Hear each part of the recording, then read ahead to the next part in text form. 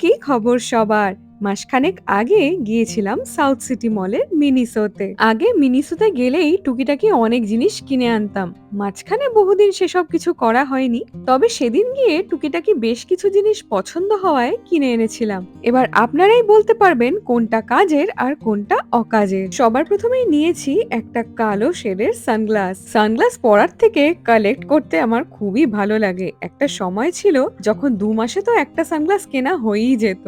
এরপর কিনেছি একটা খুব সুন্দর কার ফ্রেশনার। এর গায়ে গ্রিন অ্যাপেল ফ্লেভার লেখা থাকলেও এর গন্ধটা আমার অনেকটা লেমন গ্রাসের মতো মনে হয়। এটা কিন্তু খুব সুন্দর একটা প্রোডাক্ট। এরপরে কিনেছি কিছু রঙিন থালা। কেনার পর মনে হচ্ছিল কেন যে কিনলাম। মিনিসোতে গেলে এরকম অনেক জিনিসই কেনার পর বাড়ি এসে মনে হয় কেন কিনলাম। তবে ঘুরিয়ে ফিরিয়ে এমন রঙিন থালায় খেতে ভালো লাগে বইকি। এখানে মোট ৬টা রঙের ৬টা ডিশের সেট রয়েছে। এখন খাবার খাওয়ার পর তো জল খেতে হবে, তাই ওই জন্য সাথে নিয়েছি এরকম ৬টা গ্লাসের সেট। প্রত্যেকটা প্রোডাক্টের প্রাইস ট্যাগ আমি এখানে দেখিয়ে দিচ্ছি, তাই যাদের দাম জানার রয়েছে তারা একটু প্লিজ পজ করে দেখে নিও। এই গ্লাস হোক বা প্লেট, এই প্রত্যেকটার প্লাস্টিকের কোয়ালিটি কিন্তু খুবই ভালো। চিপ কোয়ালিটি কিন্তু একেবারেই নয়, জিনিসগুলো কিন্তু বেশ শক্তপোক্ত।